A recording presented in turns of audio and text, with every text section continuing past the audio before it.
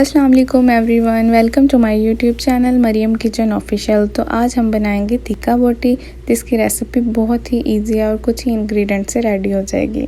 जी तो सबसे पहले दही ऐड करेंगे और साथ ही टिक्का बोटी मसाले का हाफ पैकेट ऐड करेंगे और साथ ही अदरक लहसुन का पेस्ट ऐड कर देंगे और हाफ टेबल स्पून नमक ऐड करेंगे और इसको अच्छे से मैरिनेट करके 30 मिनट के लिए फ्रीज़र में रख देंगे। और मैंने सोचा तब तक हम नमाज़ पढ़ लेते हैं। अब चिकन को मेकर में ऐड करेंगे और स्टीम में रख देंगे। तब तक आप मेरे चैनल को सब्सक्राइब कर दें।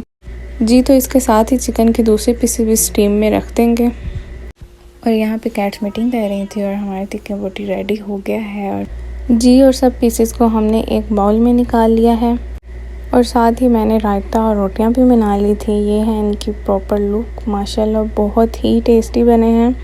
आप भी ये रेसिपी ज़रूर ट्राई करें। आई होप कि आपको वीडियो अच्छी लगी होगी, तो सब्सक्राइब और लाइक ज़रूर कर दीजिएगा।